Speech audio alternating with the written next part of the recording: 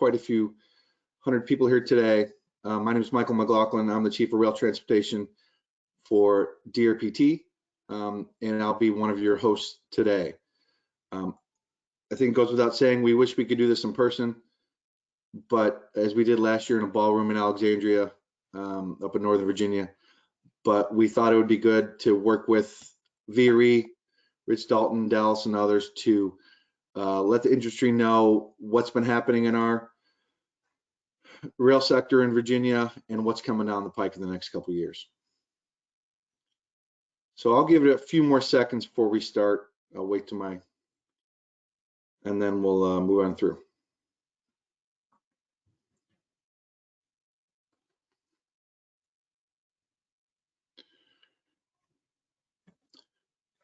Okay, why don't we get going? Ashwini is going to help us out with moving the slides today. So Ashwini, next slide, please. So you see the housekeeping rules. Please mute your phones, computers, whatever it may be, to avoid audio interference. If you experience issues, the best thing to do is to log off and log back on. And you see the number for tech support if problems persist. And it'd be best if you could type all the questions into the question panel on the right. Next slide, please. So I'm going to hand it over to my boss, Jennifer Mitchell, and to Rich Dalton, the CEO of VRE. Great, thank you, Mike. Thank you to all of you that are here today participating in our joint DRPT and VRE 2021 Industry Day. This is a very important opportunity for us to be able to work with you, to have some outreach with the contractor community and our partners that'll be supporting us on the Transforming Rail in Virginia effort. And I'd like to thank all of the DRPT and VRE staff that are have been putting this together and working very hard on this. And as Mike said, unfortunately, we can't do this in person, but hopefully we can be able to do that again in a safe manner soon. So I do want to again just emphasize how important our partnership is with VRE. VRE is a very important commuter rail agency for us, helps us move traffic off of 95 and 66, and working very closely with them on our Transforming Rail in Virginia initiative.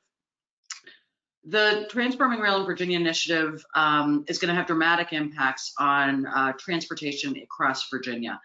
The package of rail expansion and infrastructure is going to double Amtrak service between Richmond and DC, add new Amtrak service to Newport News and Norfolk, increase VRE service by 75% on the Fredericksburg line, in addition to providing opportunities for weekend and late night service. Potentially add a second frequency, Amtrak frequency to Roanoke, and extension to the New River Valley. More importantly, it's going to be a path to future separation of freight and passenger rail transport with big impacts on reliability and increasing capacity. The Long Bridge and the fourth track, huge transformative projects for Virginia, but also for DC and Maryland. With the fourth track and Long Bridge, we also open up the possibility for future MARC run-through service in the future, which would be completely game-changing for the entire DC region. And our program of projects, we expect to bring in up to $6 billion annually in economic benefits to Virginia, Maryland, and DC. So I know we have a long agenda. We're going to discuss a number of things with you all. The new Virginia Passenger Rail Authority, the status of that, and what that's going to mean for these projects in the future. We'll be discussing upcoming DRPT projects and procurements, as well as VRE too. We're going to talk about our Transforming Rail in Virginia program, what we're working on with CSX at the moment, and upcoming projects and procurements. So this is really important to us. It's very important to us to be able to have good relationships with our contractors and consulting community. It's important to us that you understand what our priorities are, what we're trying to achieve. It's important that you also understand and share our commitment to helping us complete all of these projects on time and within budget. It's important to help us meet our goals for DBE and minority business owned enterprises as well, and helping us overall serve the communities in Virginia that we serve. So thank you very much. I'm very glad to be here today, and I'm going to let Rich Dalton take it from here. Thank you, Jennifer. And I too want to thank everyone who's attending today. But quickly, let me just pause for a quick safety moment. Winter weather has dominated the DMV region and beyond for the last several weeks. And I know a lot of us are just simply ready for nicer weather, but winter is not quite over yet. So just as a reminder, please maintain those essential items in your vehicle. Your winter care kits like flashlights, batteries, blankets, snacks, water, gloves, boots, first aid kit, ice scraper, and for just a little bit longer as we continue this winter season. I also want to thank both the VRE and DRPT staff and others for putting together this important virtual event. As you will see as the presentation moves along, there's a lot of activity in Virginia over the next decade and beyond, and having partners like those of you who are attending today will be critical to the execution and success moving forward. Back to you, Mike. Thanks, Rich. I paused for a second there because I'm following my own orders and putting myself on mute when I'm not talking. So thanks, Rich, and thanks, Jennifer. Really appreciate the partnership we have with VRE. I know Jennifer and I both take turns representing DRPT on the VRE board, and it's a wonderful relationship with you and your staff and the board members. So this is just another example of how we work together in Virginia. So next slide, please. I'm going to introduce our procurement folks. As you can see, Melissa Myers, Kristen Nutter, and Richard Gordon, who are going to take us through some procurement rules and overview. Melissa, take it away. Morning, everybody. Ashwini, if you can go ahead and go to the next slide for me. Hi, I'm Melissa Myers. I'm the procurement officer for the Department of Rail and Public Transportation. The next couple of slides, we're just going to go over some recent procurements that we just went through, as well as some future procurements that DRPT is going to, on behalf of, as well as DPRA, and what will be moving forward. And also then Kristen will speak on behalf of VRE and their procurements. Just wanted the first slide just shows our website at DRPT and where it will show our future procurements that will be coming up. And also, as well as I'm sure many of you know, and if you do not, that if you want to do work with the state, if you want to be contracted with the state to do work, you must be registered in EVA. So we do have Virginia's e-procurement portal website up, and I think that might be on some web handouts as well that are attached to this virtual conference. Thank you, Ashwini. You can go to the next slide. So before I go to the upcoming procurements, I do just want to make note that we do have we have 2 contracts that are already in place that I think we spoke about at the last Rail Industry Day back in January. Our rail oversight for transforming rail in Virginia has been awarded to KFH, and that is already in process. And as well as our Long Bridge 10 to 30% preliminary engineering design has been awarded to VBH. And that one is getting ready to start as well. With that, upcoming procurement opportunities, we have the Ranconia Springfield bypass. This is preliminary engineering design, and this will be advertised this year. Also, DRPT will be having its GEC contract for request for proposals will probably be at the end of this month, beginning of March. It's going to be a 3-year term with 2 one-year renewal periods, and the term limit has been increased to $5 million per year. We also will be advertising in August, probably not to be initiated. Well, I think the contract expires actually in March of 2022. It will be the Gpc Rail Contract, and that will be 5 terms. Excuse me, I'm trying to read and think and all that. It will be, I think it's 1 year with 4 qualifying 1-year renewals. And that I will have to check on that 3-year contract. So I will check on that for you. But either way, those are the upcoming procurements with DRPT. And I'll go ahead now, and Kristen, it's all you with VRE. Thank you, Melissa. Next slide, please. Good morning, everyone. I'm Kristen Nutter. I'm VRE's Manager of Purchasing and Contract Administration. It's a pleasure to be with you today, albeit virtually. Throughout the course of today, you'll hear about a number of upcoming and current solicitations that we currently have. So I just wanted to share with you the various methods that we utilize to promote those opportunities. The first being the VRE website. We post all solicitations, our invitations for bid, our requests for proposals on the website. I do want to emphasize you don't need to pre-register or be pre-qualified to view the solicitations on our website. Simply visit the website, click on the link for the solicitation. You'll have access to the scope of work, the terms and conditions, and all other attachments. Recognizing the importance of social media, we also do post a notification of new solicitations through LinkedIn. And then as Melissa referenced, the importance of Ldve, Virginia's e-procurement portal. We post all solicitations here as well. And because we're posting at the same time on our website and on Ldve, we recognize the importance of ensuring that all addenda, all notices, all responses to questions, we post them simultaneously on both areas. So regardless if you're accessing our website or Ldve, you'll see the same information. We also recognize the importance of identifying a number of commodity codes when advertising on Ldve. For example, for a construction project, of course, we'll designate the appropriate commodity code for construction. But if that project includes a great deal of electrical work, plumbing work, slope stabilization, we'll look for those other codes so that we can encourage teaming between primes and subs and also attract some specialty DBEs and SWAM. The same is true for engineering. We'll look for that appropriate engineering code, but if that project includes a great deal of survey or environmental work, we'll look for those codes as well, again, to promote the teaming between primes and subs. In addition to Ldve, we also use some other resources depending on the project, including Mass Transit Magazine, which is an online publication, as well as local newspapers like the Washington Post and the Freelance Star in Fredericksburg. Next slide, please.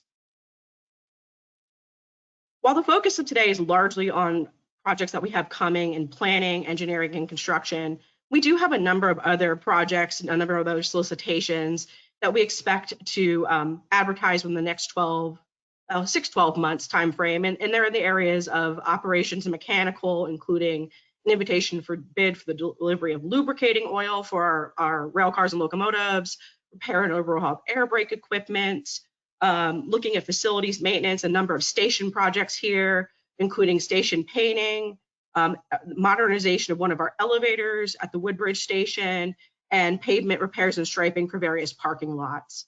In the area of accounting and finance, we envision an RFP here for banking services. And then for information technology, we have a need for website management services and for the replacement of our variable messaging system. Because of the need to focus, like I said, on projects largely in the area of construction and engineering and planning, there's not an ability to go into a great deal of detail today about these opportunities. However, if there are businesses that are interested, I would highly encourage you to reach out. You can contact me directly. My email address is available on VRE's website, and I'd be happy to provide more information about the scope of work for these upcoming opportunities. Next slide, please. One very important topic that we also wanted to touch on today was DBE and SWAM and participation. For those that aren't familiar, DBE stands for Disadvantaged Business Enterprise, which is a federal program, and SWAM stands for Small Women and Minority Owned Businesses, which is a program of the Commonwealth of Virginia. So regardless if you're responding to a solicitation that's come from VRE or DRPT, we encourage the prime to identify within their within their bid or their proposal, the team members that they have that are certified as DBE or SWAM. For VRE, we include a particular attachment, which we refer to as the representations and certifications. And there's a place in there for you to specifically identify DBE and SWAM. As I mentioned, one program is FTA or federal and the other is a state program. So it depends on the funding source, which will identify the various goals associated with that procurement. For VRE, we have a DBE goal for this federal fiscal year of 11.3%, and that's for the federally assisted contracts. And again, based on this, if there is state funding involved, and depending on the requirements of that particular grant agreement, will trigger the SWAM goal for us, which will be specifically identified in the solicitation. For DRPT, they have a SWAM goal for this fiscal year of 42% and a DBE goal of 4.6%.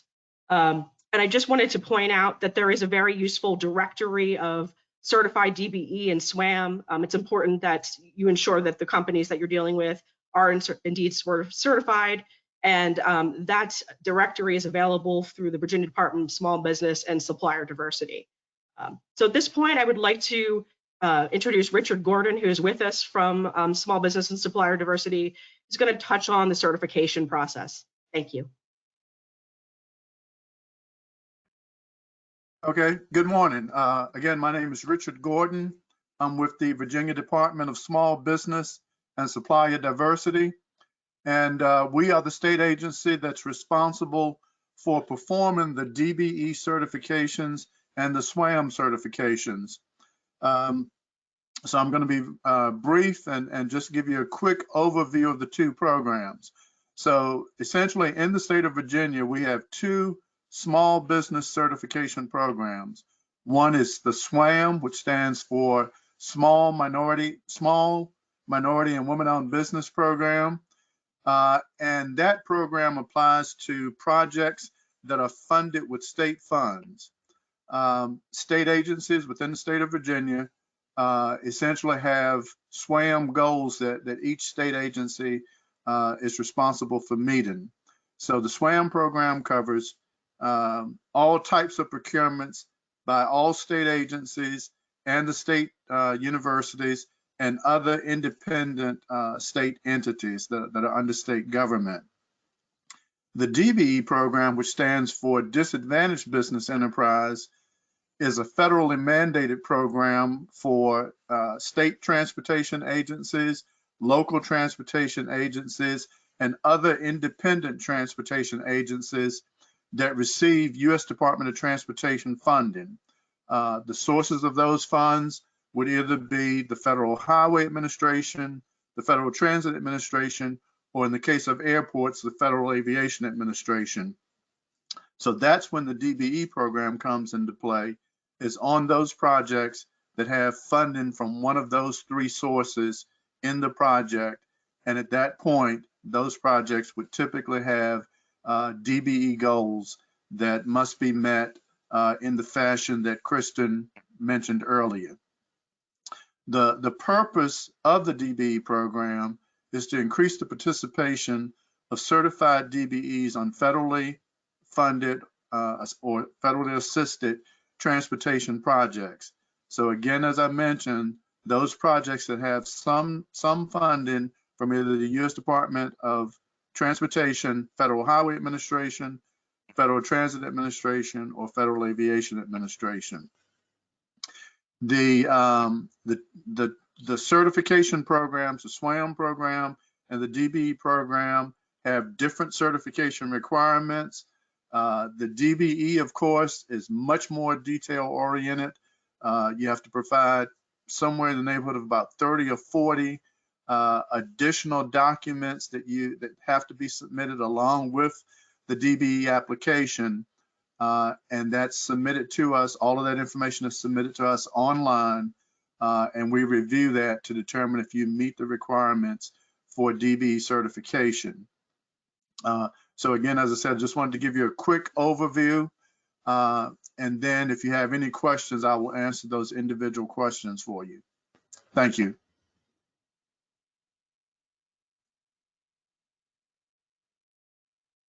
So as Richard said, he's happy to answer any questions.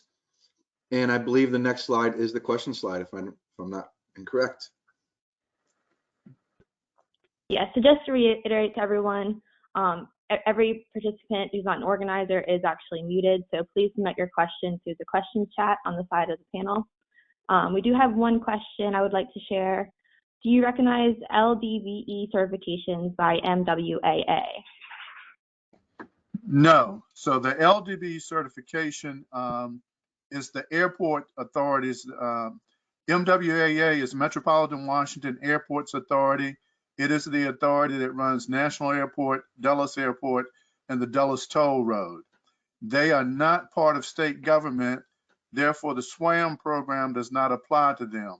They have their own small business program that would be comparable to the state SWAM program, and that's called LDBE, which stands for Local Disadvantaged Business Enterprise.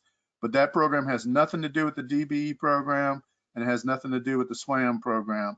It is their own separate program that they created just for the airport authority.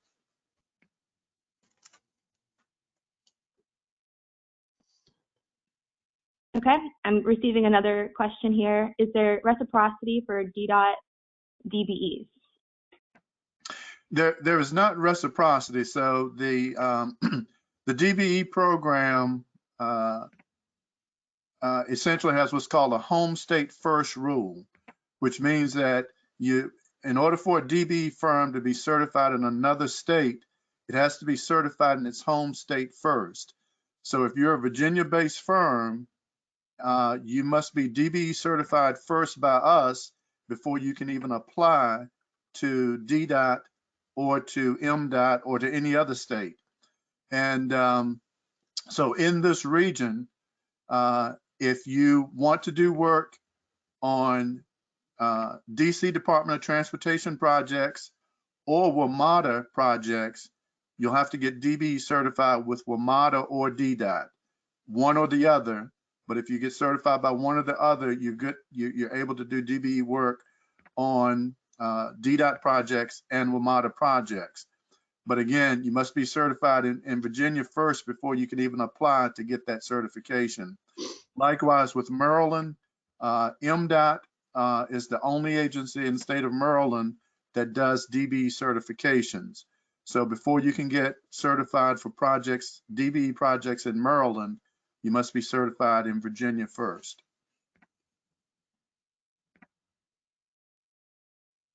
Great, thanks. So another question here, can a CBE firm be SWAM as well? Yes, it all depends on, who the owners are of the company and whether they qualify under the DBE program. Okay, I'm getting another question. Do we have any tips for SWAM and DBE certified firms for getting involved on projects with the prime firm? Yeah, the only real tips are that I think the first thing you have to recognize is that the DBE program has now been around some 35, almost 40 years now. So there are a lot of DBE firms that have been in this program for 20 or 25 years. And so yes, they do sort of have a leg up on you because they've established relationships and working with prime contractors. So you really do have to market your firm. I mean, you have to get out there and market your company because you are competing with firms that have been around, as many as 20 or 25 years. And like anything, business to business relationships are really what counts. So if you're a new DBE firm or even a new SWAM firm, you have to get out there and market your firm. We have somewhere in the neighborhood of about 14,000 SWAM companies certified. So you can see how big that pool of SWAM firms are. So again, same thing with SWAM, you really have to get out there and market your firm.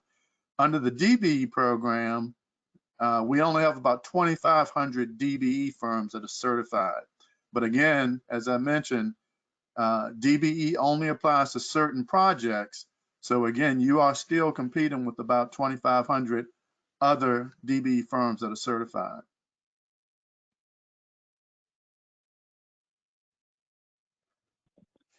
Great, so I want to be cautious of our time here. I know we are just allowing 5 minutes for question and answer here. I want to make everyone aware that the questions that are being submitted to us are going to be recorded and can be addressed after the webinar as well. So if you have any additional questions for procurement, please continue to submit them and we can address them after the fact. But I think we can go ahead and move on to the next section here.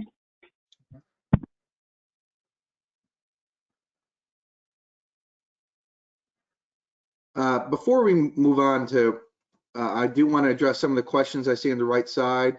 Some of them have to do with sound and audio.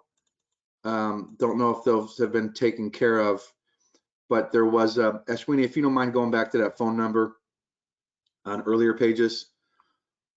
I think it was second or third slide.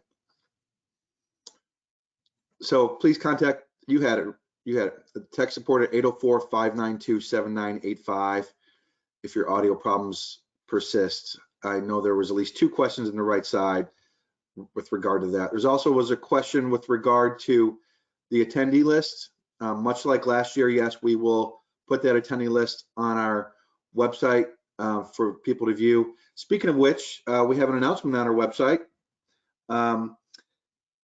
We have a new Transforming Rail in Virginia website. It's transformingrailva.com. Again, transformingrailva.com will be a new website for the Transforming Rail, the $3.7 billion Transforming Rail in Virginia program of projects and all that's associated with it. So we look forward to continuing to populate those web pages and to update those. And if you have any suggestions for how we can make that website better, please do not hesitate to reach out to us. So Ashwini, can we go back to my slides? Thank you. Next slide, please. So Jennifer Mitchell mentioned some of the brief details of our Transforming Rail in Virginia program. I talked about this a year ago. I'm sure many of you were with us in Alexandria a year in January of 2020, but I'm going to give a brief overview of why DRPT moved from a grant-making agency to a delivery agency as well, because we had a transformative agreement with CSX, Amtrak, and VRE. And I also want to mention that folks from Amtrak are here as well. Ray Lang, the new Vice President of State Supported Services, is with us here today. And I believe some folks from CSX are here. I know I reached out to some of them this morning. I think some of them might have been called away to some other matters, but we will be working closely not only with VRE, but with Amtrak and VRE. So Amtrak, VRE, and CSX on all these projects, as we all share this corridor, and we look forward to working with them. So I'll just give a brief overview, and I think a lot of you have seen these graphics. Of the 3.7 billion, 3.2 billion is for capital projects. I do want to note that for all the dollar amounts that we are using at DRPT, the dollar amounts include all program and project costs, including contingency and escalation to year of expenditure. The project will be constructed in phases. We are undertaking projects in 2 phases. Phase 1 projects will be complete in 2026, and phase 2 projects will be complete in roughly 2030. And those projects also trigger service, which I'll get into here in a little bit. We in the Commonwealth are very keen on increasing passenger service, both on Amtrak and VRE. And with each phase to be completed, we'll have another set of service, both on Amtrak and VRE, to be implemented. We are very, very close to finalizing definitive legal agreements with CSX, Amtrak, and VRE on the $3.7 billion program. And again, I already mentioned all parties will be close partners with us on service design and construction. Also want to mention that all of our contracts have an assignment clause to the Virginia Passenger Rail Authority. In case you're wondering what that is, I believe I have a slide in that next. The Virginia Passenger Rail Authority was created shortly after the announcement of our rail agreements, our $3.7 billion rail agreements in December of 19. And January of 2020, legislation was introduced and eventually passed in the 2020 General Assembly session to create what we call the VPRA. As you can see here, I'm not going to read every word in the slide, but it has powers to carry out the various projects and agreements, including designing, building, financing, operating, maintaining rail facilities. VPRA will be a direct recipient of US DOT grants, does have eminent domain powers. It will own all the rail assets from right of way. It's quite a large, well over 200 miles of rail track and well over 300 miles, almost 400 miles of rail right of way that VPRA will own. It'll also partner with others to operate passenger commuter rail service. This is important. VPRA is not planning on operating passenger rail service itself. It'll continue to work with our longstanding partners of Amtrak and VRE to operate that passenger and commuter service. It is governed by a 15-member board that is dispersed throughout the state, that is weighed upon where this service is in the Commonwealth. The board meetings commenced in October, and we just had one a few days ago on Monday. Also very important, the General Assembly in the summer session did authorize DRPT staff to work on behalf of VPRA. So while there is a board, there is not currently VPRA staff.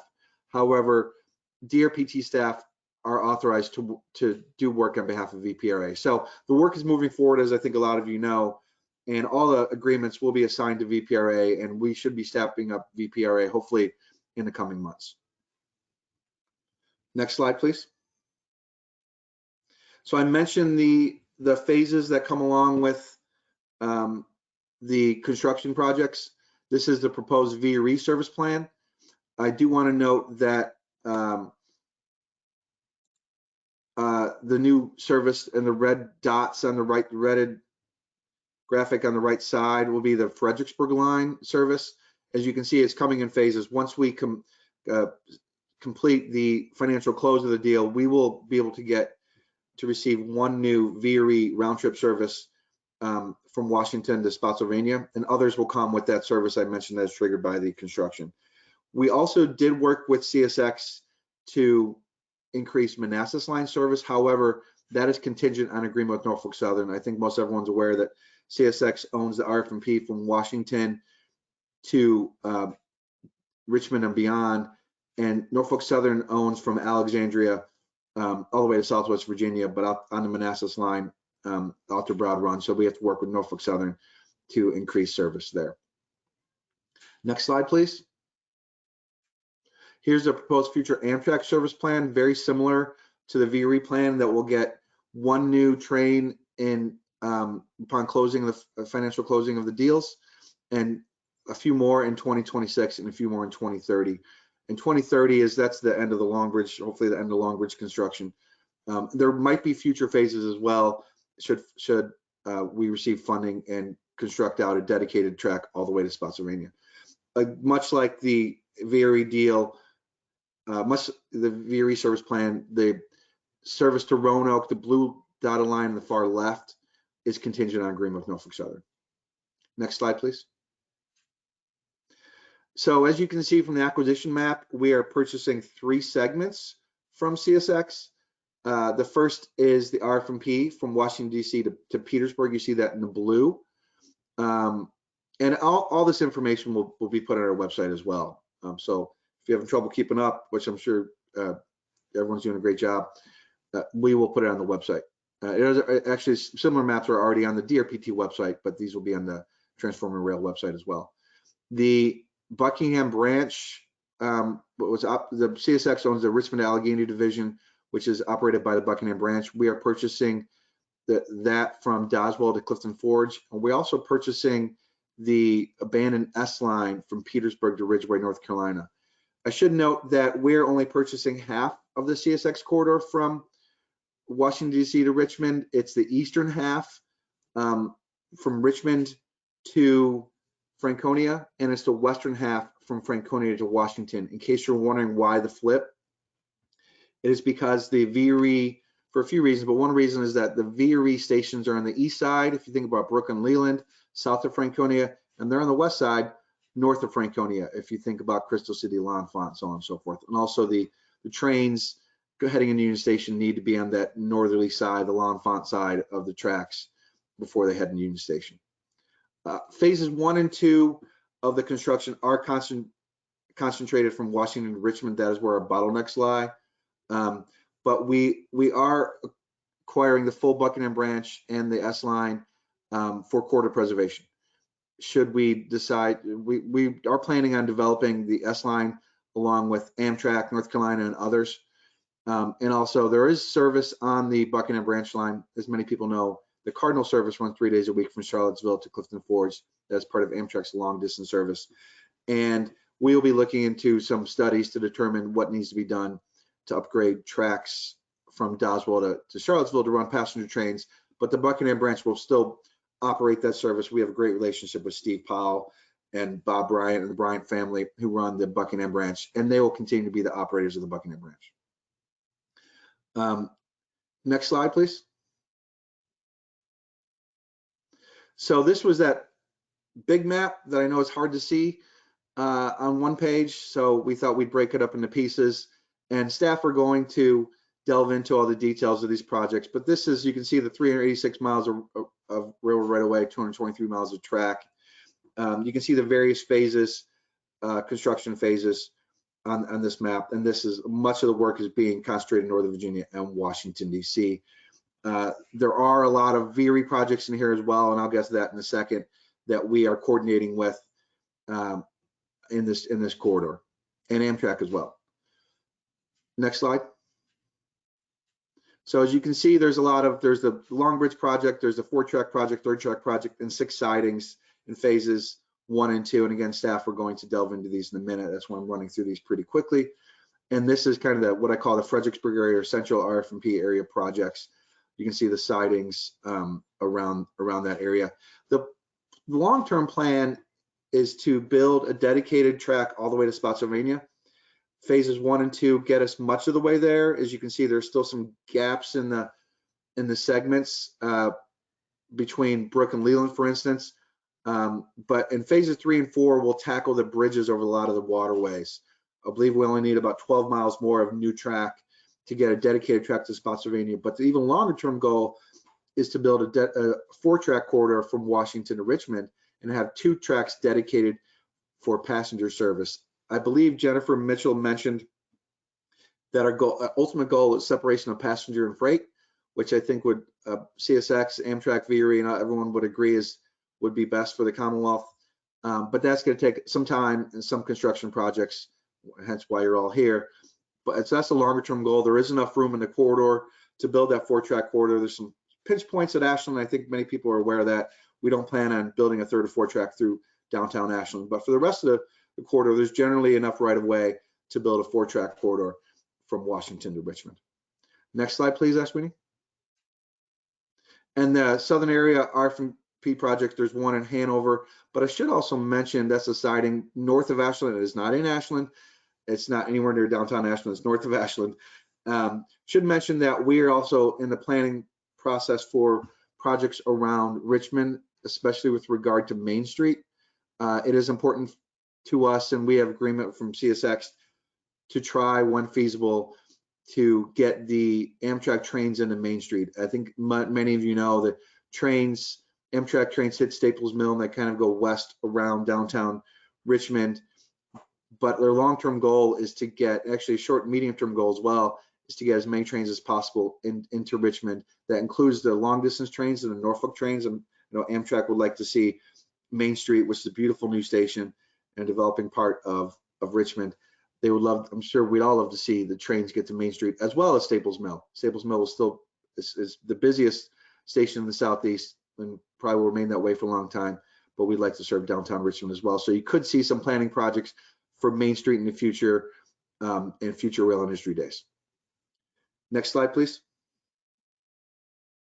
I mentioned the close coordination with partners. We will be working very closely with CSX, Amtrak, and VRE. And this is just one slide. I think you're to see slides like this later on to show that we're not working in isolation.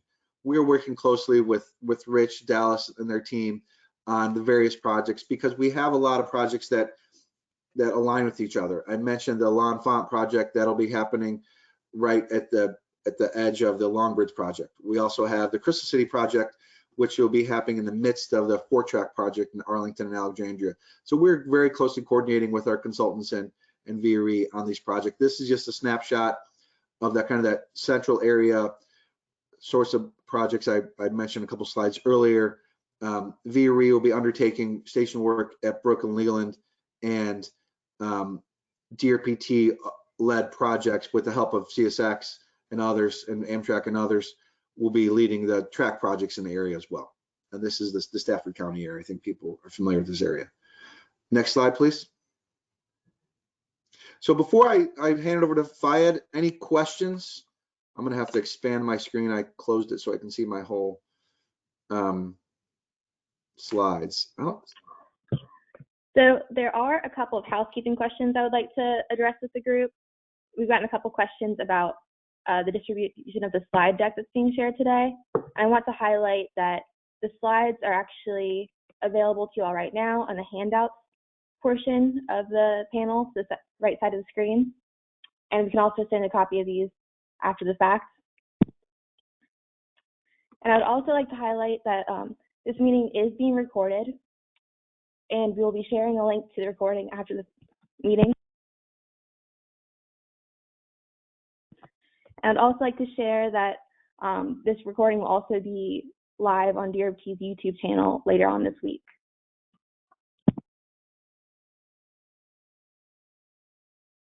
Thank you. I'm going to hand over to Fiat here in a second, but I do want to give a shout out to all the other DRPT staff, such as Haley and others, Sweeney and others that have helped immensely do a lot of the work here. So, and you're going to hear from Fiat and Kate and Todd and others here in a minute, but there are a lot of other folks that worked hard on this Rail Industry Day and been working very hard on the program of projects and the agreements with CSX, Amtrak, and VRE. But with that, I'm going to hand it over to Fiat. Fiat, take it away. Hey, Mike, thank you. And good morning to everyone in attendance. I'm Fiat Constantine with DRPT's Rail team supporting the Transforming Rail in Virginia initiative. As Michael stated, DRPT is excited to share our update with the industry. In addition to the Long Bridge PE procurement, which was recently awarded, DRPT intends to take the lead on the Franconia to Springfield bypass 30% PE design effort in 2021.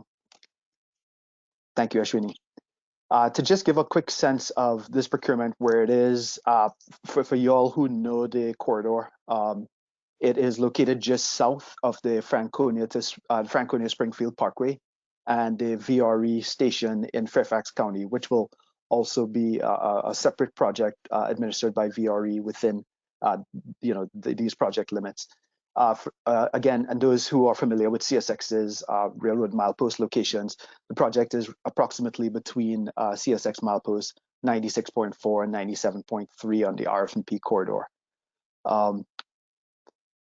To give a quick sense of the budget, and I wanted to just caveat the numbers that we're representing here today. They do represent all-in budgets for the anticipated projects, which includes, design, construction, any right-of-way acquisitions, as well as professional services and financing costs. So just, be cognizant of that. So, we try to share the magnitude of the project, without decomposing, or presupposing any of the component costs. So the procurement for this will be led by DRPT. The concept level design has been completed. An environmental clearance via categorical exclusion is in progress. The procurement for preliminary engineering is anticipated somewhere around, we're targeting end of Q2, perhaps early Q3 in 21 for that PE procurement release. And just to give a quick sense of what the scope anticipates, the bypass structure itself from approach to approach is roughly a mile long. The physical aerial structure itself is about 1,700 feet long. There will be roughly 2,900 feet of earth retailing structures, earth embankments, and of course, the tracks, once completed, will tie in with the existing CSX tracks on either end. Next slide. So that was our quick update for the upcoming procurements within 2021. I, along with my colleagues, Todd Hopkins, DRPT's engineering manager, and Catherine Youngbluth, DRPT's manager of Northern Virginia Rail Projects, will expand on what Michael stated earlier and share some more details about the phase 1 and phase 2 project updates, giving everyone a sense of where we are and where we're going. Next slide. Starting with the Franconia to Lorton projects, again, looking at the graphic, the very north end is roughly at CSX milepost 98.8, and the very southern end is at 92.3. So that paints roughly what this entire expanse looks like. We'll be performing this project, and we have phased the project delivery in coordination with CSX as follows. The Franconia to Lorton third track segment is a roughly 6+ mile segment extending, as the slide states, from Franconia to Alexandria, Franconia, Alexandria boundary down to Lorton. It includes the replacement of the rail structures over Newington Road, which is roughly at milepost 95, 96 limits for that project, and an outlier project associated with this one, but not within these limits, is the Route 1 structure. And as I mentioned before, the southern limits of this project build is the 92.3. Route 1 project limits will be between 90, milepost 90 and 91. Within, so these, the Franconia to Lorton third track segment represents all the work at grade that interacts with the active CSX rail corridor. And we are coordinating with CSX on the delivery of those. And the separate project is the Franconia to bypass project within these limits, just south of the Franconia station and VRE station there, that the intent behind building that structure is to convey the traffic which prior to reaching the Franconia to Lorton station is on the east side of the corridor. This bypass structure will cross over CSX's tracks and move the traffic from the east to the west, making station stops at Franconia, Lorton Station, and the subsequent stations north into DC. Next slide. So as we transition here, just wanted to move into the current background and project status and next steps. So for the third track project, we're looking at an all-in budget. Again, the all-in, very important to note, of $208 million for the third track build in year of expenditure dollars. It does include the rail bridges over Newington and Route 1, although they are separate funding, and in coordination with our partners at VDOT and Fairfax County. For the third track project, the PE 30% level work to a large extent has been completed as part of the DC to RVA effort. And the environmental clearance is in progress and ongoing as part of a categorical exclusion. The environmental work is currently still in progress because, just a quick background here again, this segment was originally an 8-mile plus segment that originally got removed from the DC to RVA EIS, and it went from Franconia on the north end to Occoquan on the south end. It has since been truncated under the Transforming Rail in Virginia initiative to a shortened segment, which is what we described here today, and is currently being cleared via that categorical exclusion. The final design is anticipated to begin, as we stated, in tandem with the bypass work in 2021. We're coordinating with CSX on the third track project, and construction is anticipated to begin in 2023 with completion in about 2025. As for the bypass project, we touched on it during the procurement phase of the presentation here. Roughly $298 million all in for the scope as described, the roughly 1 mile long.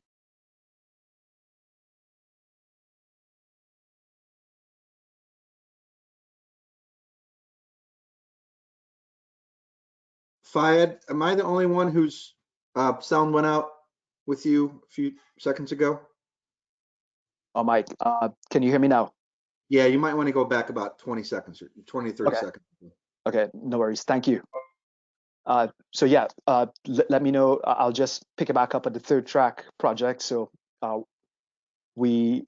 gave a quick background on the 8+ miles that was removed from the DC to RVA EIS and is currently being cleared as a shorter segment, Franconia to Lorton, under this Transforming Rail in Virginia program that is currently being cleared via a categorical exclusion that we should have within this year yet. The final design is anticipated to begin in tandem with the bypass project work in 2021. where construction will start in 2023 and completion by 2025. Touching on the bypass, to expound a little bit more than what we gave during the procurement portion of the presentation, it has a $298 million all-in budget, and as described earlier, that does represent the all-in budget assigned to it. So it's design, construction, everything, roughly a mile's worth of project within there, from approach to approach, mixture of funding sources, currently only at a concept level design. It will be a DRPT-led PE procurement, and will be let hopefully within 2021, as I mentioned before, sometime at the end of summer, early Q3 2021. Anticipated construction to start in 2023 with completion around 2026. Next slide.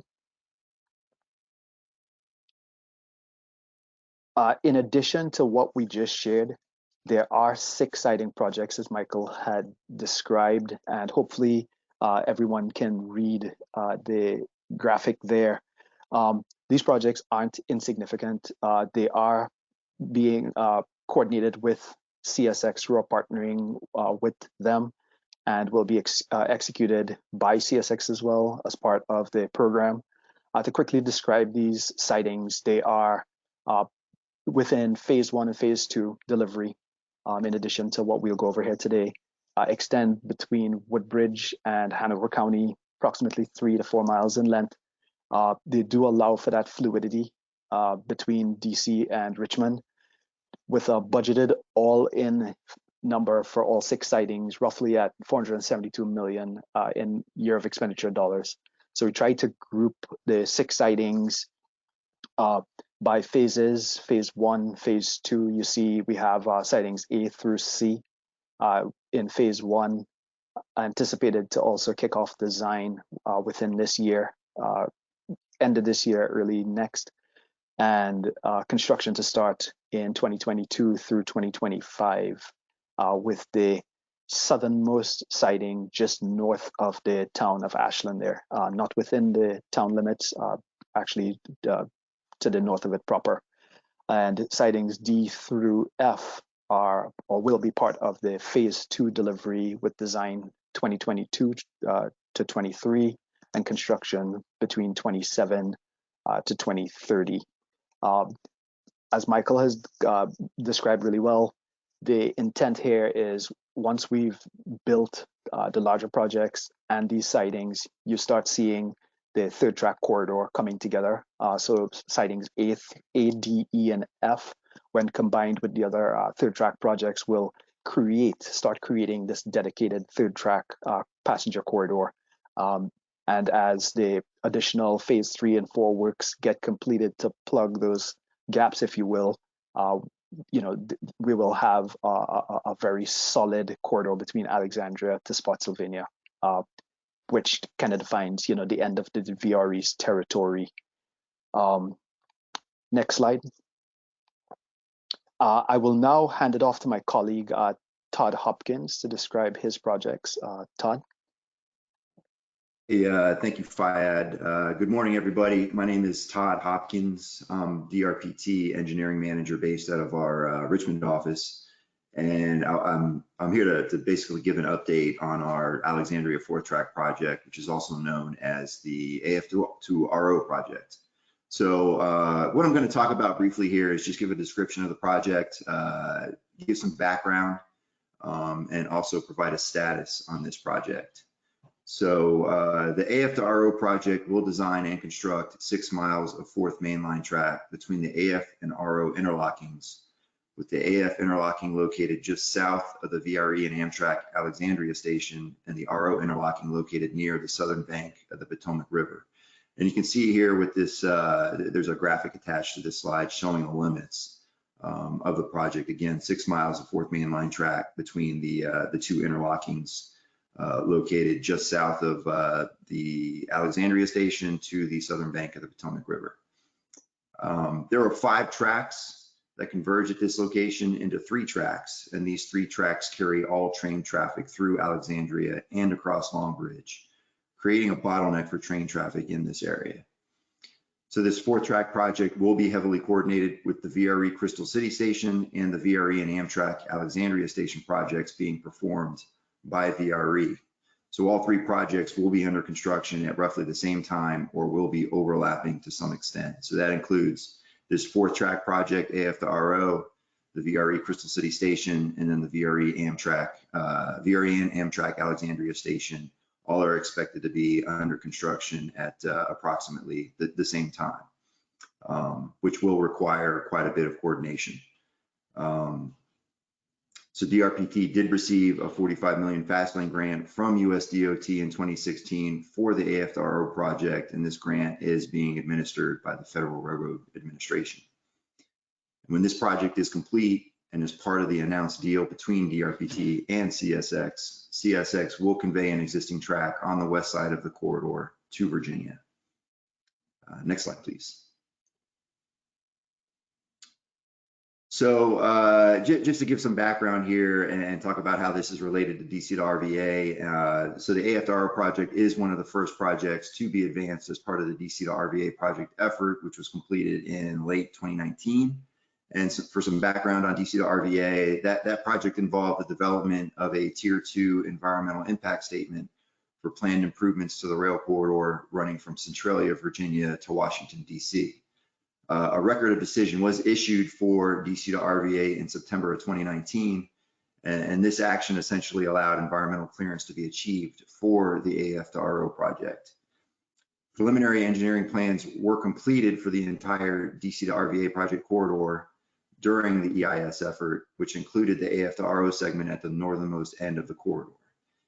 DRPT has since extracted the AF to RO segment from the DC to RVA PE plans and developed AF to RO as a standalone PE plan set. We're currently working to obtain stakeholder concurrence for the AF to RO final PE plans as required by our federal fast lane grant. And yeah, so basically we're working to develop a set of PE signature plans that are essentially approved by all the stakeholders involved with the AF to RO PE plan set development.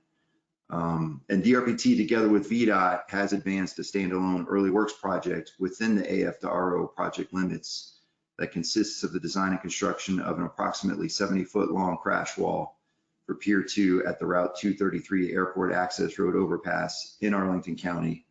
DRPT has designed this early works project package and VDOT will manage construction. The early works project notice to proceed was issued in early February 2021, so that was this month.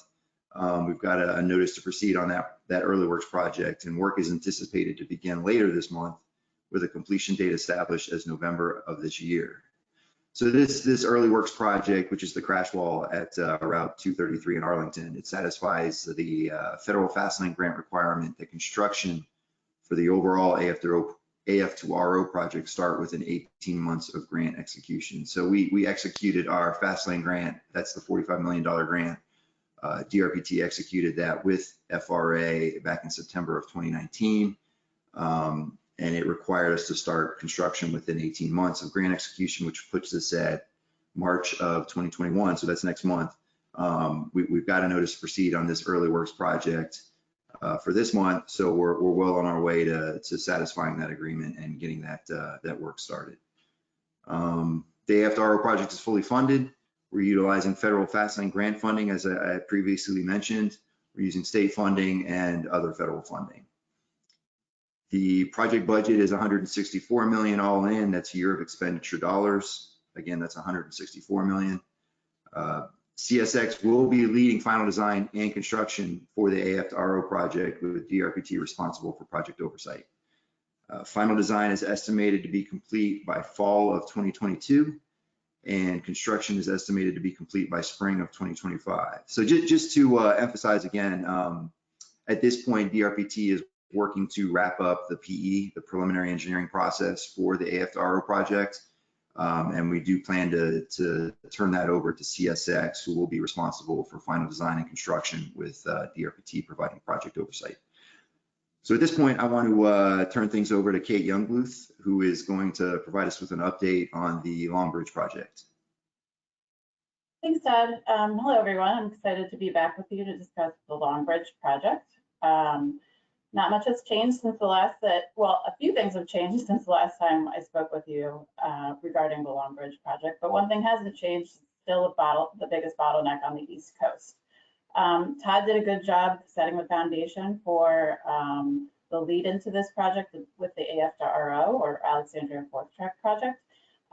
Long Bridge picks up at the northern end of that project in Arlington, Virginia, at the RO interlocking, and it's 1.8 miles to the LE interlocking in the District of Columbia.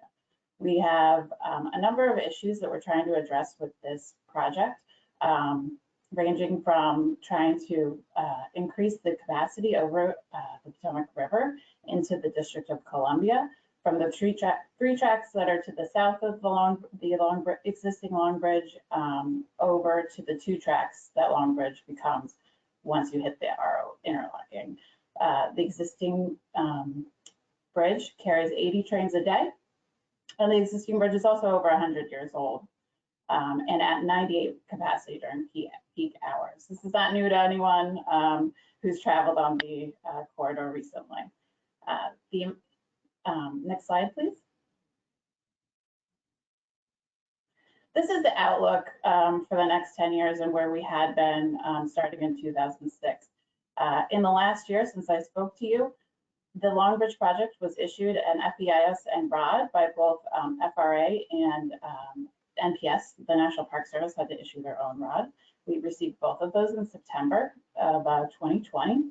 And the cost estimate remained similar to what the DEIS outlined, which was about $1.9 billion.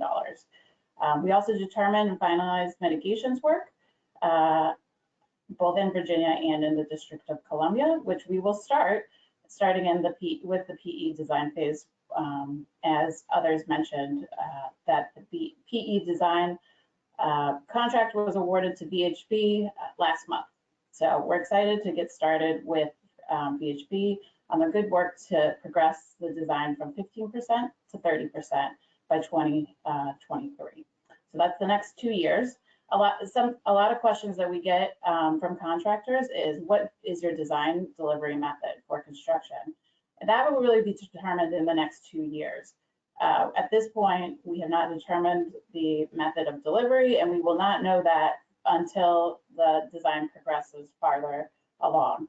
So it's likely within the last year of the project that we will determine the actual design delivery method. So stay tuned for that. We will be having public meetings during that time, and so to keep up to date on the Long Bridge project, that's the best means to do so, is keep an eye on that Transforming Rail in Virginia site. Right now, another announcement is that the Long Bridge project site website will stay, but once you go to that in the future, you will be redirected to the Transforming Rail in Virginia site. So don't be alarmed by that. All of the existing email blast information will also transfer over to the Long Bridge site as well once it becomes Transforming Rail in Virginia, and there'll be more opportunities to sign and re-up your subscription memberships through that Transforming Rail in Virginia website. But we are looking forward to progressing to final design construction for this project and complete construction by 2030. Another exciting development in the last year is that there was a congressional act passed for Long Bridge that allows the National Park Service to transfer land to either the District of Columbia or Virginia for the Long Bridge site. So that really clears the way for us to complete the project and have land transfers appropriate on federal lands to move the bridges forward. And we continue to develop and curate our partnerships with both the district, the National Park Service, and other federal and local agencies that we are adjacent to and will be involved with for the next 10 years. We're really looking forward to working with them. So I'll end there and move the next slide, please, to questions. Thanks.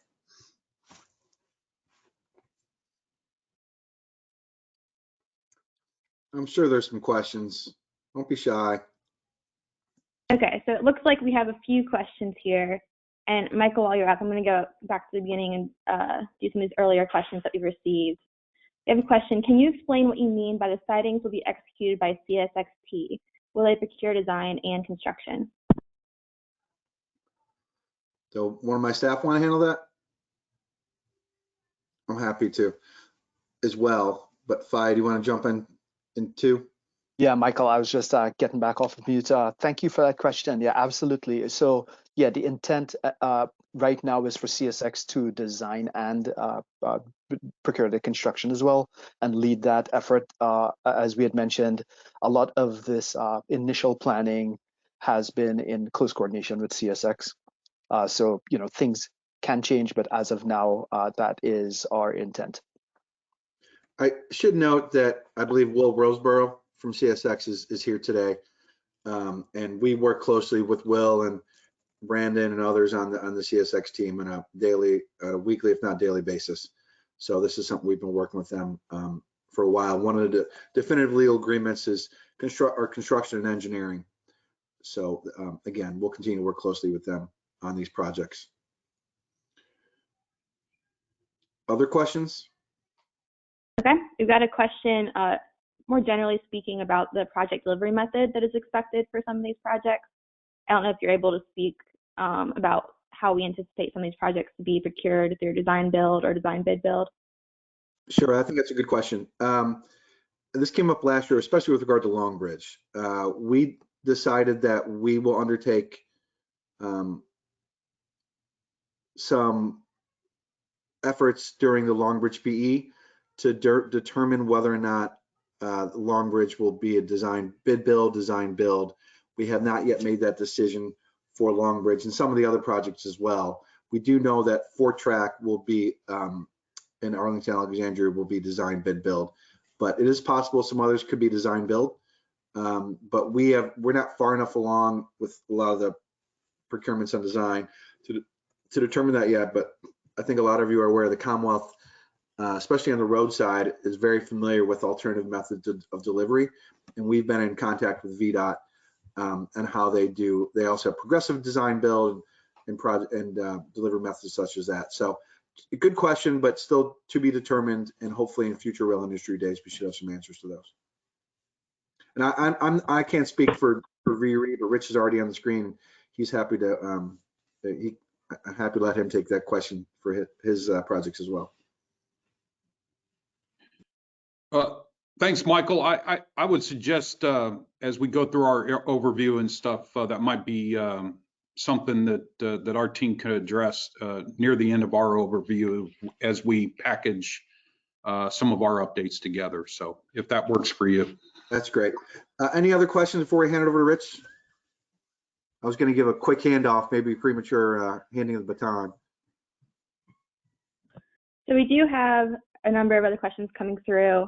I just want to give a few more questions if we can. So there's been a few questions about communication. Who should people reach out to if they would like to have one-on-one meetings with us in advance of procurements, or if they would like to, any agencies would like to get involved in the planning process before these projects continue? Right. So I got to be careful here because my procurement officer may still be on the call.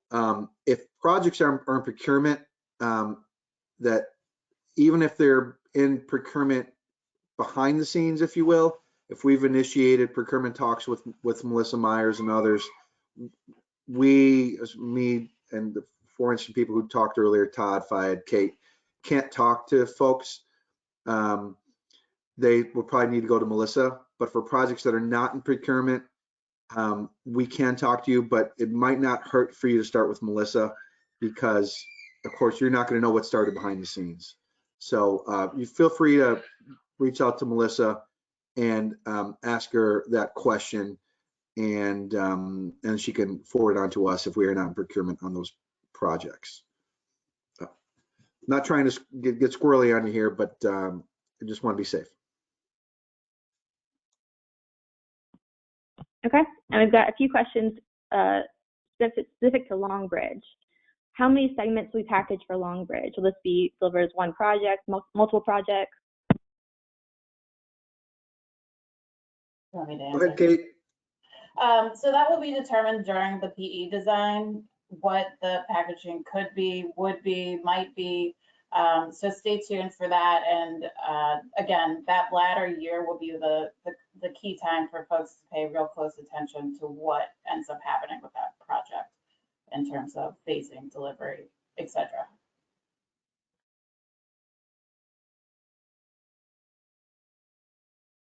Thanks, Kate. Any other questions? Let's see, we do have several additional questions that have come through. I think it's some of these we're going to have to address after these facts. But I want everyone to know that even if you are submitting questions, we are going to have them addressed even if they do not get addressed in the webinar. Let's see.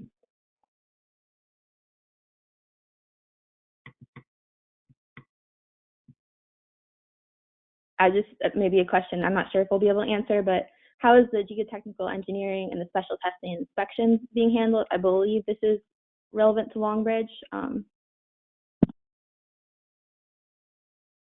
Sarah, I gotta admit, the effects of COVID hit me. I had a kid screaming in the background. Can you repeat the question, please? Sure, this is a question about the geotechnical engineering and the special testing and inspections. Can someone just update on the process of the geotechnical engineering? Go ahead, Kate.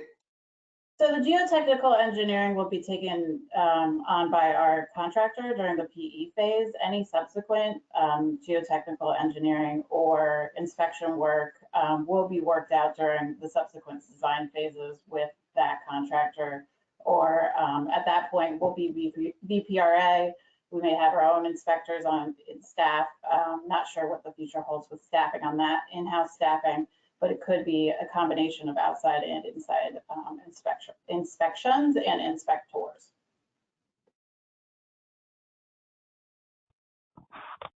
Great. And I'll say one additional question before we move on. How much of the DRPT work being described today will be issued via the upcoming GEC on-calls versus standalone procurement?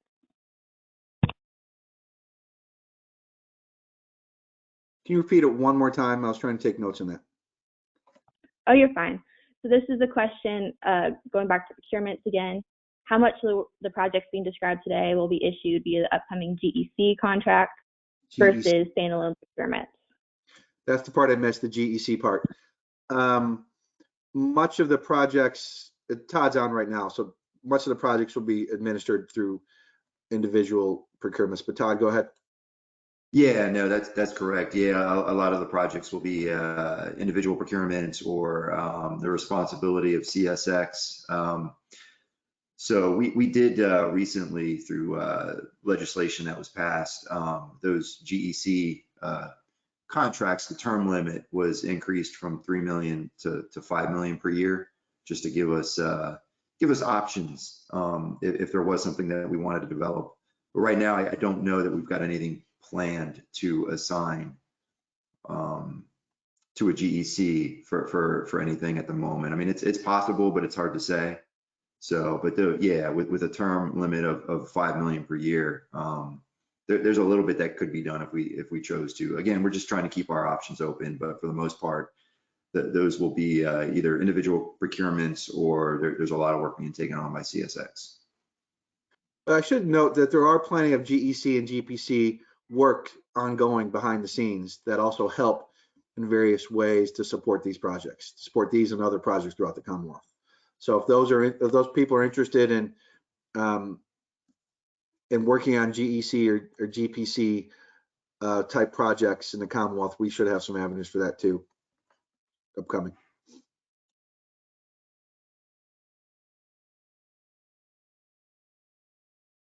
Any other questions before we hand it over to Rich? Let's see, I've got one more that might be good to bring up. I have a question about the third track bridges and how those will be handled. Will VDOT be administering these projects? And do we have a general schedule for the third track bridges such as CSX over Route 1 in Newington? So the Fairfax County bridges, as we also call them, the Route 1 and Newington bridges, those are still to be determined who will be administering those. For those who are not familiar, the Franconia Occoquan section, as we used to call it, with I think it was 8 miles or so of third track in that area, included 2 bridges that we're doing extra work at, that was mentioned earlier. We're still in the process of determining who will be leading the design and construction efforts of those 2 bridges at Newington and Route 1. Great. I think we've hit our 10-minute limit here, so if you want to move on to the next section, I believe we're free to do so. Take it away, Rich. Great. Again, good morning, everybody. Just wanted to once again, VRE is very fortunate to have a great partner at DRPT, both Michael and Jennifer and their teams, and at the Commonwealth, recognizing Secretary of Transportation Shannon Valentine and her teams. CSX Transportation, Amtrak, and Norfolk Southern are also key partners as well. I think for the most part, as you can see thus far in this presentation, transforming rail in Virginia is front and center, and increasing capacity for commuter rail and passenger rail is in the forefront. Next slide.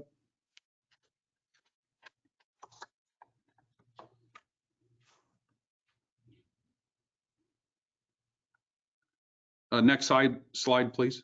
You there, Sweeney?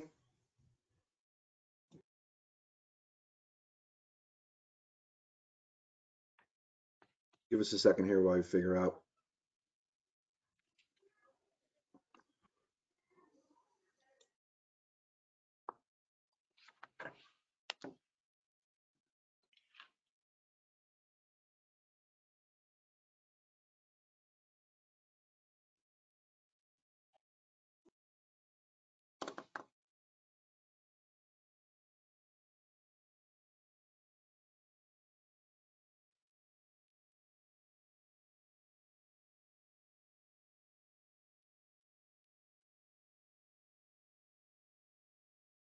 Haley, that's not the full presentation. It's not. Yeah. Please bear with us as we experience technical difficulties. Ashwini, are you there? Yeah, Okay, can you hear me? All right, let me change you back.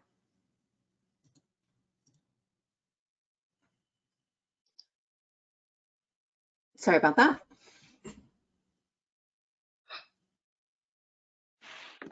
Okay, those types of things are bound to happen, at least once during an event like this that runs considerable time. So thanks. Good recovery. Again, it's always in the recovery when you have technology issues. So with that, for those of you that are not necessarily familiar with VRE, just wanted to touch on that a bit. VRE is essentially owned by 2 transportation commissions in the Commonwealth, the Northern Virginia Transportation Commission and the Potomac and Rappahannock Transportation Commission. And then from these 2 commissions, representatives from the 9 jurisdictions that we operate within and a representative from the Commonwealth form the VRE Operations Board.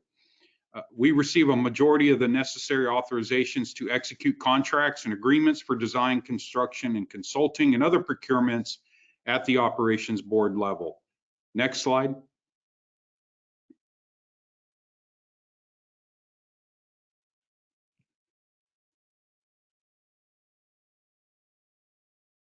Great. VRE will celebrate its 30th anniversary next year. And as the map depicts here, just wanted to give you some indication of our service area. We operate on tracks that are owned by CSX Transportation, Norfolk Southern Railway, and Amtrak, and soon, as Michael previously mentioned, by the Virginia Passenger Rail Authority.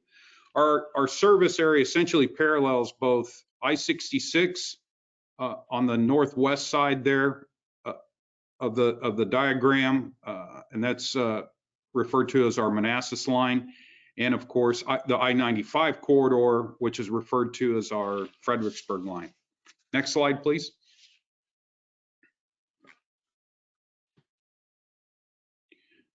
So the next couple of slides, we'll get into program overview. Go ahead and go to the next slide, if you will.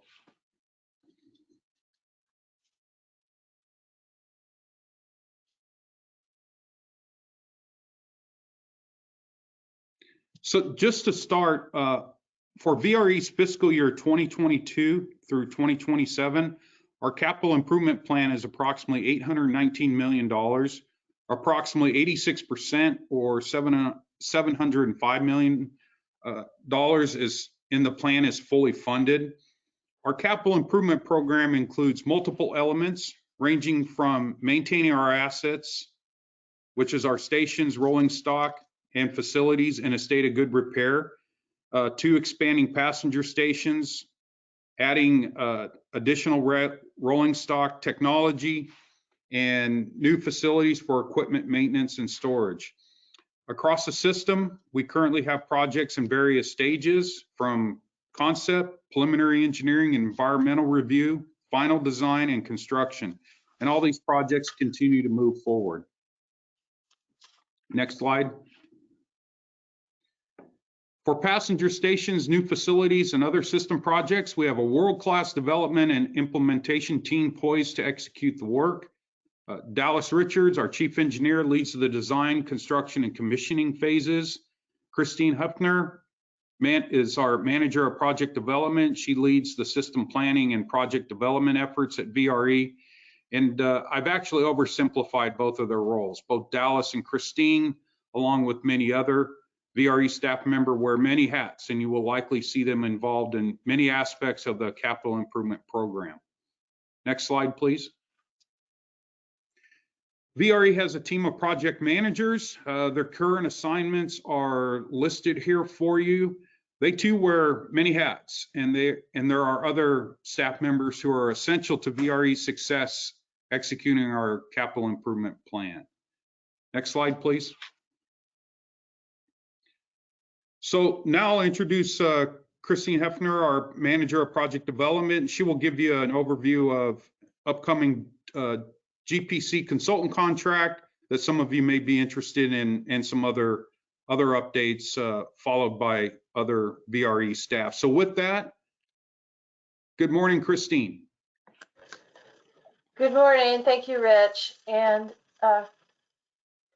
as Rich mentioned, I'm the manager of project development, and in that role, I work with our project development staff to oversee all of our short and long-term planning, as well as focus on project development activities for capital projects, which include anything from initial feasibility studies, planning, conceptual design, through preliminary engineering, or 30% design, as well as environmental review. Our work in the project development area is done through a variety of contract mechanisms. We do have some individual or standalone contracts where we procure typically engineering or planning services through an RFP. But another major way that we have to get assistance with advancing our project development and planning programs is the general planning consultant contract. We do have an existing GPC contract that expires later this year. So we are in the process of identifying our needs for a new procurement of a GPC contract. We expect that will be advertised sometime later this year, with the goal of having it awarded prior to the expiration of the current GPC contract, so that we don't have any gap in our ability to get the support we need to continue to move our program forward. We haven't defined the specific contract terms, but it'll be very similar to the terms of the current GPC contract, or the general engineering consultant contract, which was just awarded the end of last year, and consistent with the limits and other terms established by the Virginia Public Procurement Act. Next slide, please. There's a variety of potential task areas that are covered typically under our GPC, and the list that you see here is typical of the types of task orders that we've issued under the current GPC contract.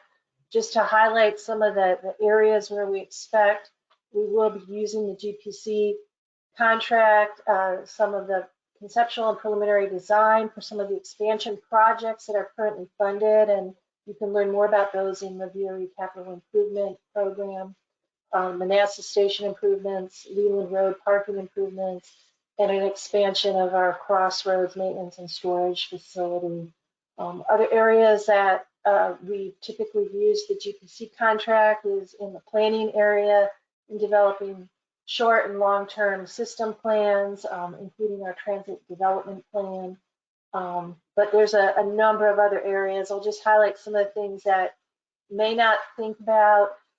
We do collect data through survey of our riders to support our national transit database submissions, and we have done that historically through our GPC contract of having survey teams actually go out in the field when it was allowable. We're not currently doing that because of the COVID restrictions, but when it's safe to do that, to be able to support us in collecting data and validating our ridership information for National Transit Database submissions.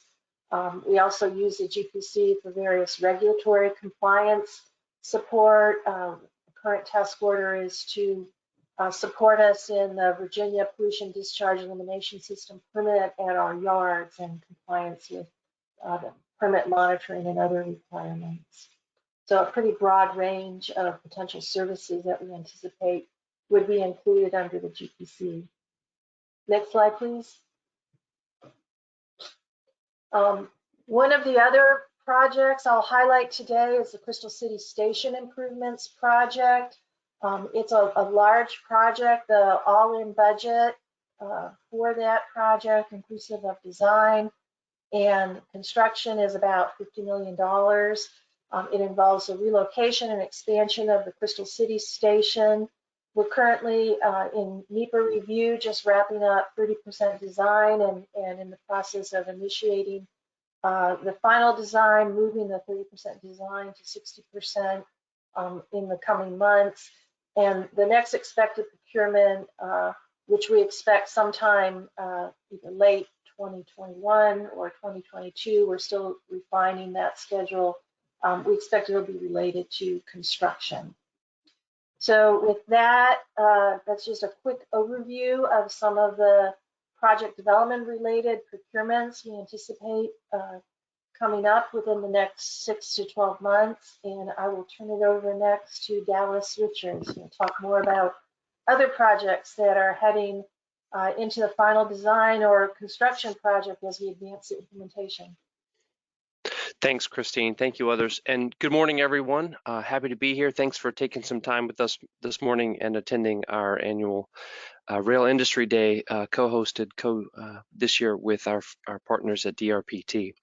Before we get into, addressing some of the things coming, we want to talk about some of the things we talked with you about last year, right? Our idea for this presentation is to give you a look ahead in the year ahead of things that will be potential projects for the folks like yourself, but just take a moment and reflect on the successes of 2020. Despite the pandemic, we delivered 3 large projects, and we're real happy about that, real pleased with the engineering and construction community that came out to support those efforts. First and foremost, the Quantico project was let last year and is about to begin construction this spring. We're very excited about that one. Rolling Road has a platform extension and some rehabilitation there for the facility, led by our team, and also will be starting construction this spring. Our Ldve facility, the maintenance facility at Crossroads Yard, is well under construction now, about 4 or 5 months into construction, and is going very well. Despite the weather conditions recently, we are able to advance, that 20,000 yards of earthwork that's undergoing right now. So that's very exciting. From this, we've had a number of, lessons learned that we're carrying forward into the coming projects, such as Div 1 specs and plan production and how to do a permit application in the middle of a pandemic. So a lot of things going on, and very exciting things that we're doing. So stay tuned for more, if you will. So with that, next slide, please. One of the projects we're excited to share with you is the Alexandria Station improvements, which is a platform reconstruction. Basically, we're going to be reconstructing the center platform there between tracks 1 and 2, and as well as improving the side platform. The primary goal of this project is to remove a grade crossing, a pedestrian grade crossing that is there today. That is the primary reason we're doing this, and to do that for safety reasons, but also to enhance our ADA boarding ability there at the station. We're going to eliminate the step boxes that folks don't like to use. The one thing that I think is most unique for this project since last year's presentation of it is the CMGC approach. Someone asked earlier about alternate delivery methods. VRE will be moving into the realm of alternate delivery by virtue of the CMGC method for the Alexandria station. We're working with our GEC partners to prepare procurement documents for that effort, upcoming very soon, actually. We're finalizing permitting with the city of Alexandria and working through that now. That is, through that process for almost a year now that we've been working on that, and plan to hand that over to potential contractors as we put the project on the street and work to delivery. So very excited about that. Our project manager is Adil Maisarwala, who's with us today. I welcome you to reach out to Adil if you need to before we put any more of this project on the street, should you have any questions directly for him. Next slide, please. As we move to this, I really want to point out, that all of these, we look at these projects, they're all part of, each project is a complex, interconnected piece, interrelated piece of the program as a whole. When we talk about TRV, Transforming Rail in Virginia, it's this tremendous project that we've all undertaken, and each of these stations, if you will, is one piece in that big program, one project. I think of the stations, that they might be, from end to end 1,000 feet long, substantially less, but about 1,000 feet in this big corridor that is the RF&P, using this station as an example. So think of it almost like the eye of the needle. That track geometry and things have to match up here at this one location that we have to hit within a few inches. So several eyes of this, eyes of the needle along the corridor that we're trying to hit and become a big part of this. So we're very excited about that. Franconia Springfield Station is one of them. We are at 90% design. We've completed that review cycle with our host railroad, CSX.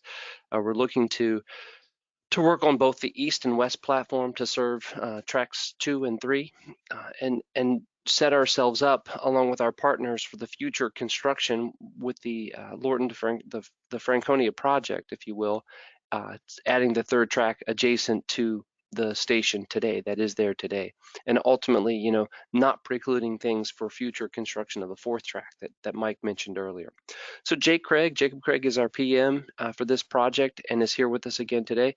And if you have questions about the project, feel free to reach out to Jake as we advance that effort. Next slide, please. Fredericksburg Station Rehab, another exciting project, not unlike other platform extension projects that VRE is undertaking. This one is a little more complicated in the sense of we were accessing from both sides, extending 2 platforms at once from opposite sides of the corridor, if you will, and very excited about what we're doing here. East and west platform repairs to also bridge repairs at Savia Street and Charles Street. You can see those highlighted in blue on the slide here.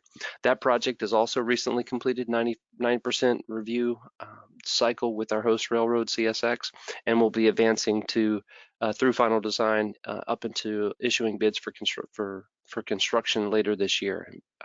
So again, Jake is with us and he's the PM and happy to answer your questions as we move through that project as well. With that, next slide, please. Somewhat of a unique project. We don't do garages very often. We don't own or maintain much and when it comes to garages, but the ones we do are very popular. And we'll be adding one at Manassas Park, working with the city of Manassas Park and a developer that is now working with the city on a major downtown redevelopment in the city.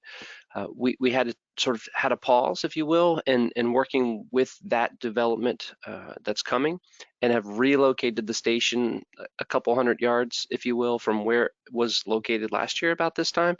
And so we're working now, we've re-engaged with our consultant starting in December and aggressively trying to deliver the final design later this year.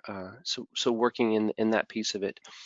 Adil is our project manager for this project, and he's available for questions.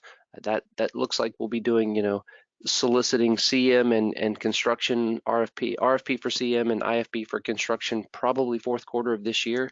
A lot of these things are agreement dependent, and working through some of those things has been very successful so far, and we're looking forward to delivering this one. Next slide, please. One of our very big projects.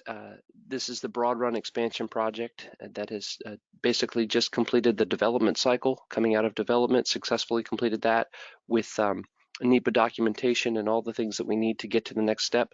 So some of you may be familiar with this one because it is now on the street as an RFP for final design. And we're moving forward with that effort now. It'll be a major expansion of the yard, including parking, employee building, new track to connect to the main line, effectively relocating the station 100 yards or so within the physical footprint out there. Very complex in the sense we're surrounded by airport and utilities and all the things that go with a project of this size. So we're very excited for this one. Adil's our project manager here. Once we have completed this RFP cycle that we're in right now with procurement, we'll move into final design right away, which may be a year or so long, maybe more, depending on how we work through those efforts. If you have questions, please reach out to us on this one as well as others. A lot of these will be on our website, so be aware of that. And check that regularly and check in with the project managers to stay in tune. So I think that may be it for our slides. If you want to move to the next one. I'll pass it back to Rich and others. If there's questions, Rachel, we can try and address those now. If not, feel free to submit your questions in writing through the question program, and we'll get to those questions after the presentation today. Great. So you'll have a few questions to address. I'll start with the first one. Who holds the existing VRE Gpc contract?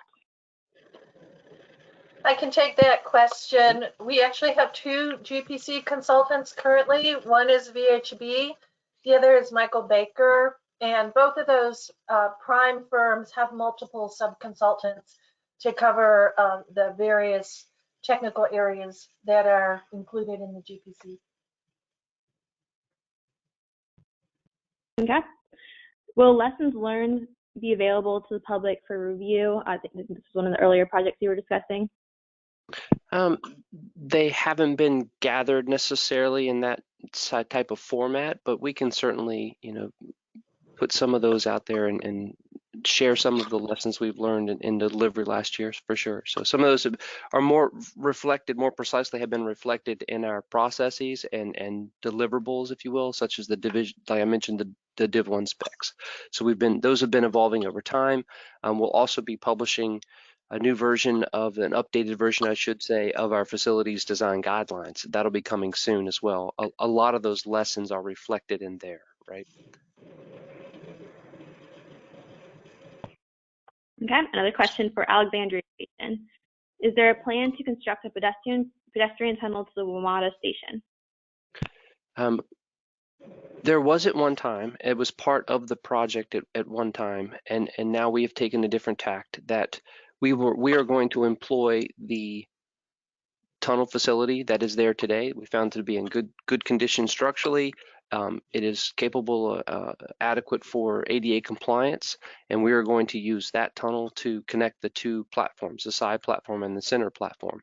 That said, we are not going to preclude future construction or construction of a future tunnel to the Ramada station.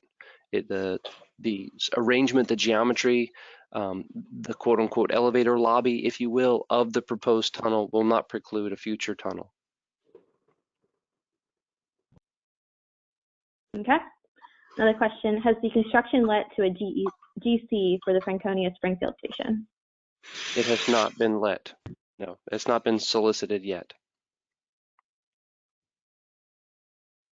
Okay, another question. Regarding final design for the Crystal City station, is final design a separate consultant?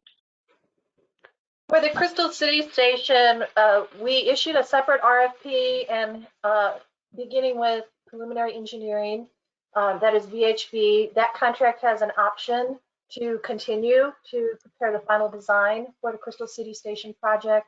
And we do intend to exercise that option to continue that existing contract for final design. I would like to further that to say that we are looking to take that to, I'll call it a limited notice to proceed for 60% design, because we're currently considering a CMGC delivery approach for that project as well. So we may not take it to 100% final design, which might be conventional for, for a traditional design bid build, but take it to 60% design and then let it as a CMGC contract. That's being considered for Crystal City, to be precise. All right, so I have a question about Fredericksburg Station. Do you all have a schedule about when the Fredericksburg Station rehab will be solicited, and do you have a procurement method? The procurement will be a traditional design bid build, and it'll likely be, I would estimate at this point, Q3, third quarter of 2021, thereabouts.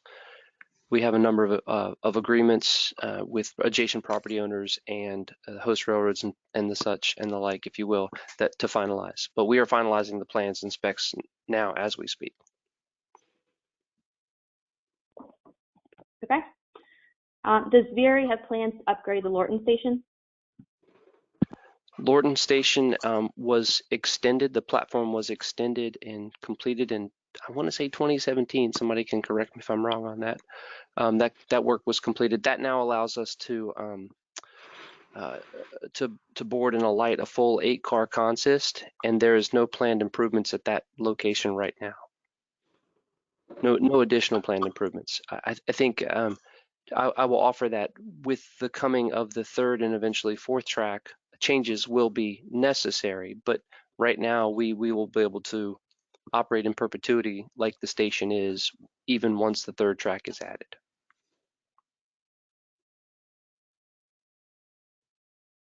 All right, and that is all the questions we have submitted thus far for VRE's section.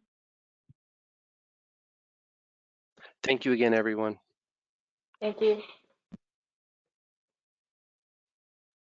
Hey, Rachel. First of all, you're doing a great job with the questions. I do want to point out I was able to go through some of the questions, and a couple came up that I do want to address. One is, what is the split of federal and local funds?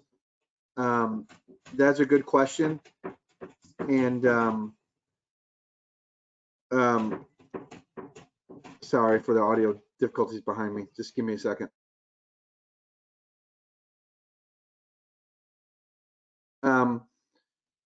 The Amtrak is contributing $944 million. That is considered federal funds. They're using some of their appropriations from Congress. There's also a decent amount of federal grants that we're using. We received $14 million for the Newington Road Bridge, which was talked about earlier.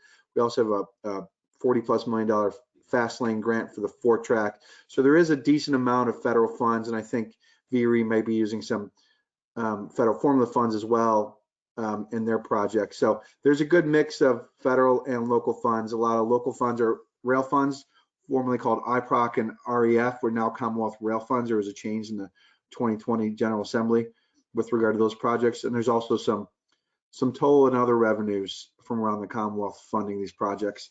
Another question that came up a few times regarded conflict of interest. I do want to point out, I mentioned VPRA before. VPRA will still put together their procurement policy, which will cover conflict of interest. but currently DRPT does have a conflict of interest statement on its website. If you go to drpt.virginia.gov and look on the left-hand side of the page, there's a procurement tab with a conflict of interest tab.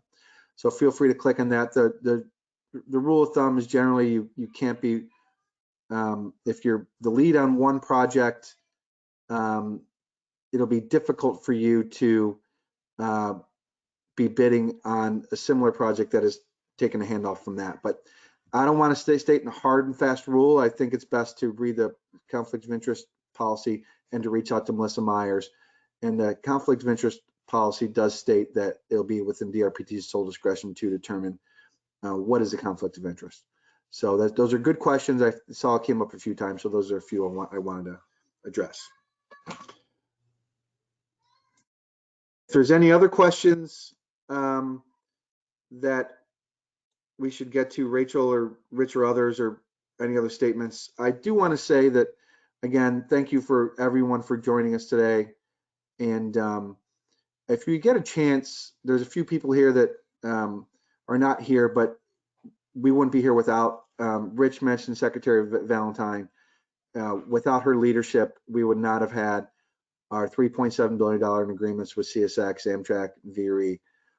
Also, Deputy Secretary Nick Donahue in the Secretary's office was also hugely instrumental, along with Jennifer Mitchell, the Director of DRPT, and many others, consultants and lawyers and others that help us get to where we are with all these program and projects. So once COVID's over and you ever have a chance to thank Secretary Valentine, Director Mitchell, Deputy Secretary Donahue, I would appreciate it if you did so.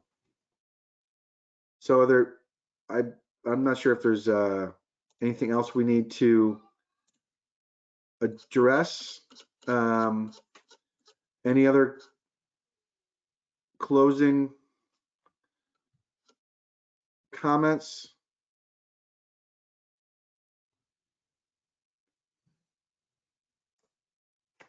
Okay. Well, with that, thank you everyone again for attending today. We look forward to seeing you in the future and being able to do this in person. And again, if you have questions or want to meet with folks, Melissa did text me and approve that my answer that it's probably best to reach out to her first to be the gateway to other staff at DRPT. So with that, I do want to thank thank all the staff who worked on this to make this day possible. And if there's nothing else, we'll let people go. And just a reminder, I'm getting some questions in about the questions that didn't get responded to. All the questions we will compile and send out to all the attendees after the meeting. And in addition, this meeting is being recorded and you all will have a link to it as well as on DRPT's YouTube channel to view the recording after the fact. So just wanted to finish those up, so those closing questions.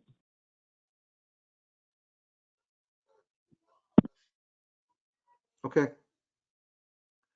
Thank you. I see people are dropping off quickly, so I appreciate everyone being here today. Thank you, folks.